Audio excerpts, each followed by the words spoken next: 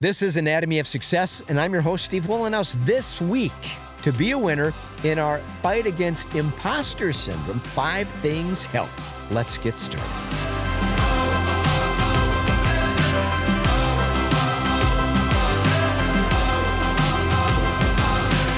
Welcome to Anatomy of Success, where each week we talk about my 4 tenets of equanimity, better health, healthy relationships, healthy intimate relationships, and more satisfying work. Broad category of a lot of things that we can focus on every day to increase life satisfaction and happiness. If we stay focused on these areas, we take control each day of things that we can do to make a difference in our life. Please subscribe to our YouTube channel if that sounds good, or our audio podcast, or both. Head over to weatherology.com and try the Weatherology mobile app. It is free, and find me under About Us at the top of that page. Let's get connected on social media.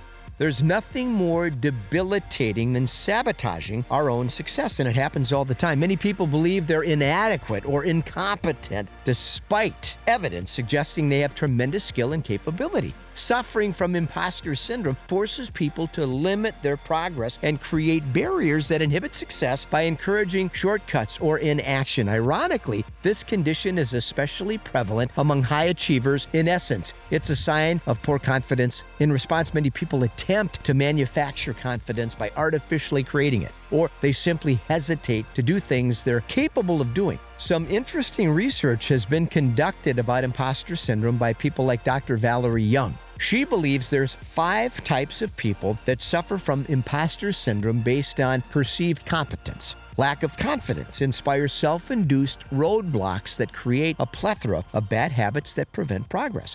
To beat the battle of imposter syndrome, it really helps to better understand some of these types of competencies that people feel they lack that may be holding us back. Here are 5 types of imposter syndrome that may be preventing our success.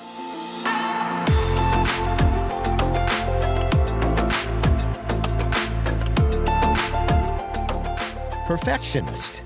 People that struggle with perfectionism set very high expectations and standards for themselves and for other people. The problem, they're unrealistic and very unhealthy. When perfection is our measure of success, we invariably fall short. When we judge people by a standard of perfection, we ruin relationships and become very difficult to be around sometimes. Embracing mistakes and human fallibility is a great place to start dismantling the dangers of perfectionism.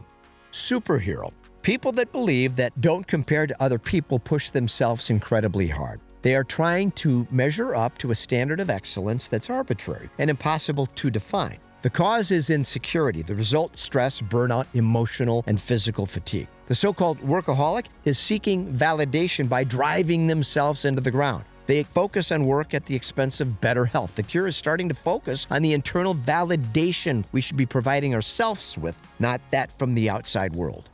Gifted. People that suffer from this form of incompetence, they believe success is the product of divine intervention. They believe athletes and musicians are naturally gifted. They think success should be easy, and when it isn't, they make excuses. That person has natural talent, or that person is privileged. When people make excuses, they abandon the hard work required for success and embrace the idea that special gifts is the explanation for success. The result, they lack commitment to the hard work necessary for excellence.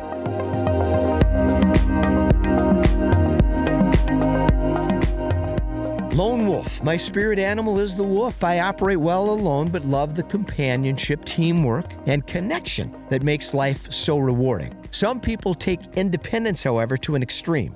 They feel they must do everything themselves if it's going to be done properly. It's another form of validation that depends on proving our competence at the expense of cooperating with other people. Genius. This person measures their success based on how much they think they know. They crave the accolades that coincide with being known as the genius and strive to be smarter than everybody else in the process. The problem, it's a losing proposition. Striving for excellence and having an appetite for learning, that's great, until it's never enough. When we have the humility to admit we don't know everything or have all the answers, we alleviate the need to have all the answers and appear as if we're a know-it-all. Now that's 5 things, 5 competencies that people with imposter syndrome oftentimes struggle with. And I hope these insights have been beneficial. We always welcome your feedback and contributions, by the way, and feel free to add those thoughts in the comments section below. I'm Steve Wohlenhaus. This is Anatomy of Success. Thanks for joining us. Until next week, let's stay focused, let's stay positive, and let's stay optimistic.